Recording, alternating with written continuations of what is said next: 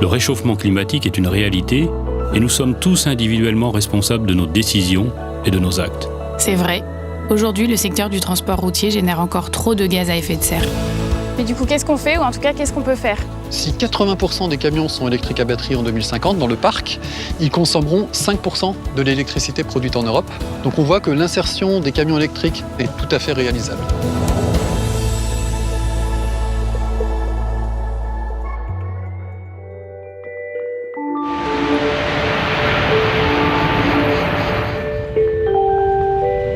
Le camion n'a pas une très bonne image, le transport routier n'a pas une très bonne image, alors que la nécessité des camions, s'il n'y a pas de camions, les gens n'ont strictement rien pour vivre. Le grand public, en fait, ne sait pas qu'on fabrique aujourd'hui déjà des camions électriques. C'est vrai que cette notion-là de transformation et de switch vers l'électrique, c'est très peu connu finalement. Dans ma sphère personnelle, je suis assez engagée pour le climat. Donc quand j'ai pris la décision de signer chez Renault Trucks, ça a surpris mes proches et ça a suscité un peu des moqueries ou en tout cas des taquineries. Les gens ne savent pas toute l'énergie, les investissements, le temps qu'on y passe. Avec mon comité de direction, je pense que je passe à peu près 80% sur les sujets de décarbonation, de transformation, d'électrification, d'industrialisation de véhicules électriques, travailler avec nos clients. C'est vraiment le principal de notre activité aujourd'hui. Le camion électrique est une réalité industrielle. Une réalité que nous sommes allés voir sur place, directement sur les chaînes de production de l'usine de Blainville-sur-Orne. Car c'est en France que ça se passe. Bonjour Bruno. Bonjour Pierre. Bienvenue à l'assemblage camion. On y va, on te suit ? Allez, je vous montre.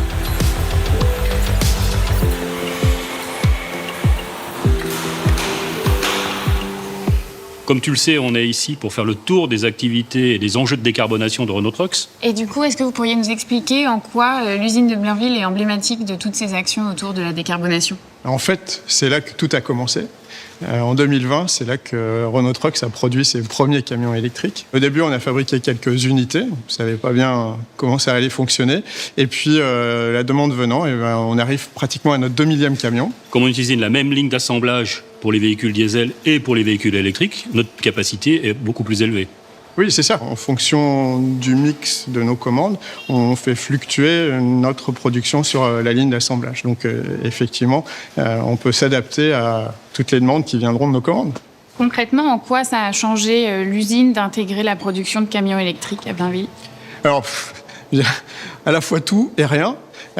Ça change tout parce qu'on est vraiment des pionniers. Et donc, c'est le sentiment de participer à écrire une page d'histoire, clairement. Et puis, d'un autre côté, ça change rien parce qu'on reste sur de la production série. Donc, les exigences de sécurité, de qualité sont toujours les mêmes. Une évolution technique ? Un parti pris industriel ? Une volonté de changer ? D'accord. Mais ce qui marque quand on arrive dans les ateliers dédiés à la technologie électrique, c'est le bruit. Ou plutôt, l'absence de bruit. Bonjour Sandrine. Bonjour. Bonjour, vous allez bien ? Enchantée. Très bien, merci. On vous dérange quelques minutes, on avait des petites questions à vous poser sur le fait de travailler sur des camions électriques, ce que ça change pour vous. Ce qui me plaît énormément, c'est la complexité. Et c'est assez méticuleux, très propre, on s'y sent bien. De toute façon, on a été les premiers, nous, à fabriquer le véhicule électrique. Exactement. En série. Donc là, moi je suis particulièrement fier de ça.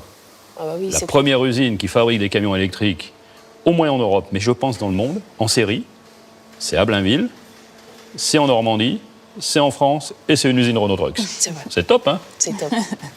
Qu'est-ce qu'ils disent vos enfants quand vous leur dites que vous travaillez sur des... Alors je sais pas quel âge ils ont. Mon fils a 13 ans. Ah 13 donc ans, lui, il est grand, mais la petite a 18 mois. Donc, ouais, on va se focaliser sur le fils alors. Le fils, ouais, et puis je pense qu'eux vont être habitués avec ça, ils vont grandir, je pense, avec ça. Et puis il se dit, maman, elle fabrique des camions, bon, des fois ça lui fait bizarre, parce que lui, camion, il pense que je fais tout le camion entier, quoi. Mais non, c'est... Le passage à l'électrique demande des investissements énormes.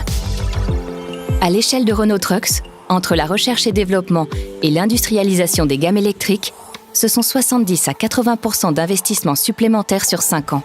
Et ce, uniquement dédiés à l'électrification de l'ensemble des gammes. Bon, on a vu la ligne d'assemblage, on a vu les finitions, on a parlé investissement, mais maintenant on va aller les essayer, ces camions ? Ah bien sûr, on vous organise ça tout de suite. Venez. Bon Pauline, bon essai. Merci. Donc sur la piste, dans la procédure normale de test, on a une phase d'accélération. D'accord. Donc c'est ce qu'on va faire ici. Et de freinage d'urgence, puisque pour tester les véhicules, en bout de piste, on doit freiner. Donc c'est ce qu'on va faire ici. Donc on va s'accrocher. Ok. Ah ouais. Et là, on a testé le freinage d'urgence du véhicule. Ça marche bien. Ah, ça marche bien. C'est clair.